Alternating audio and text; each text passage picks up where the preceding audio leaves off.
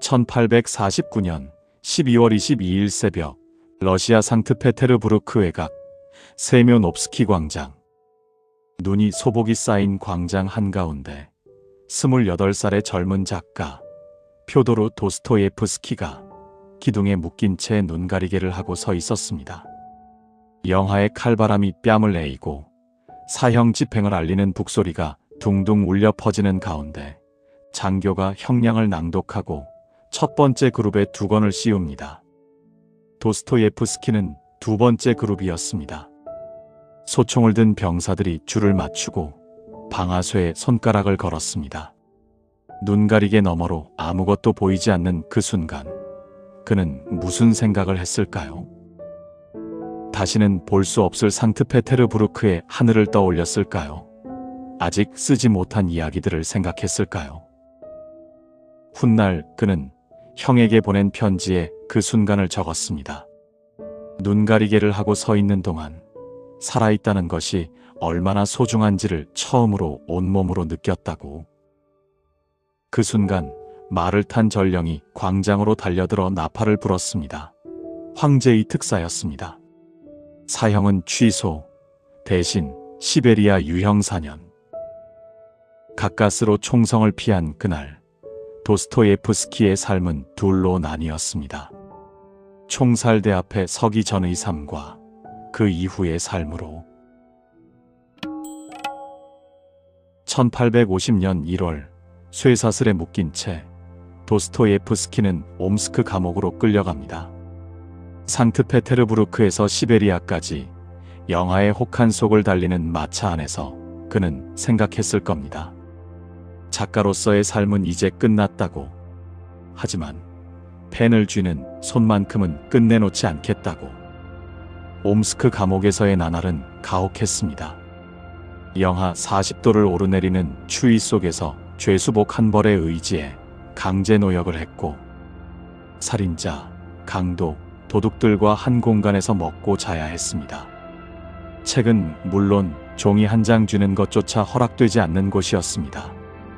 귀족 출신의 젊은 작가에게 그것은 육체적 고통보다 더 깊은 박탈이었을 겁니다.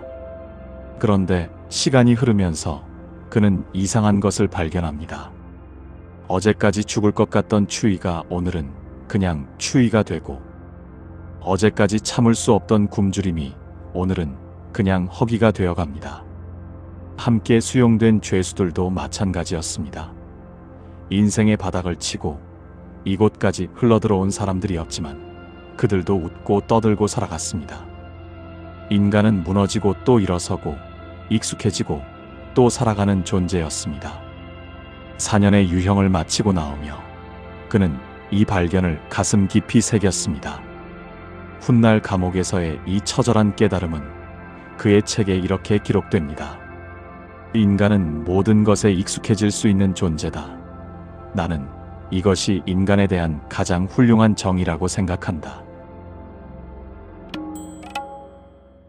유형을 마치고 돌아온 그를 기다린 건 빛나는 재기가 아니었습니다.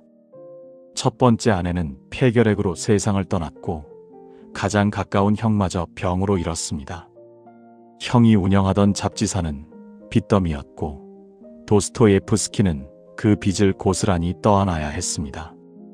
설상가상으로 도박에 빠져 가진 돈을 몽땅 날리는 일이 반복되었고, 빚쟁이들을 피해 유럽을 떠돌며 추위와 굶주림 속에서 글을 써야 했습니다.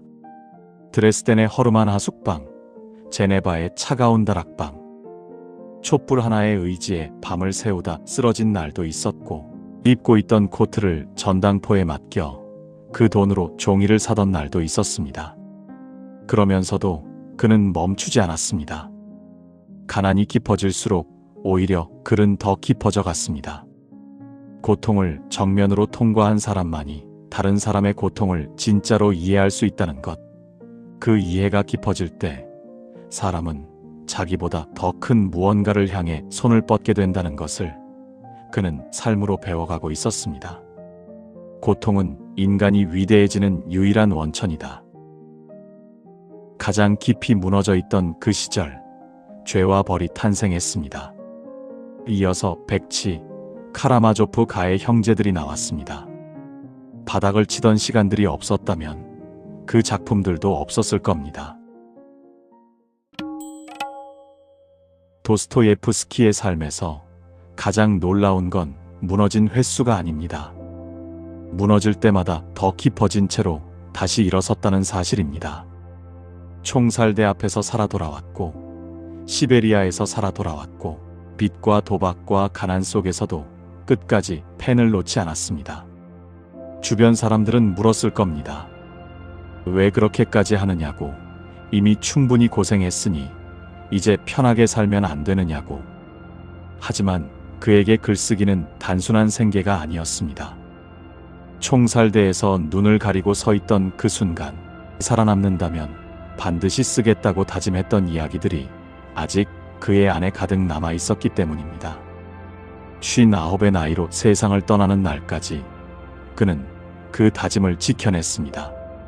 마지막 작품, 카라마조프가의 형제들을 탈고한 것은 그가 세상을 떠나기 불과 몇 달 전의 일이었습니다.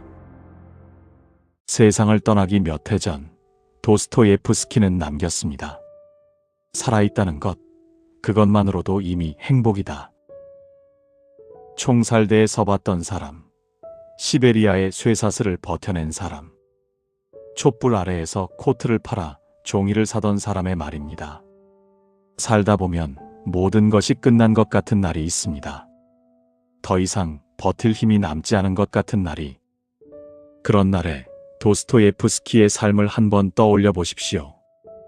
총살대 앞에서도, 시베리아의 얼음 속에서도, 빚쟁이를 피해 유럽을 떠돌면서도 그는 결국 살아냈습니다. 그리고 그 모든 것을 통과하고 나서 남긴 말이 고작 이것이었습니다. 살아있다는 것만으로도 이미 충분하다고. 오늘 하루 버텨낸 당신에게 그 말을 전합니다. 오늘 이 이야기가 당신 마음속에 작은 용기를 남긴다면 그걸로 충분합니다.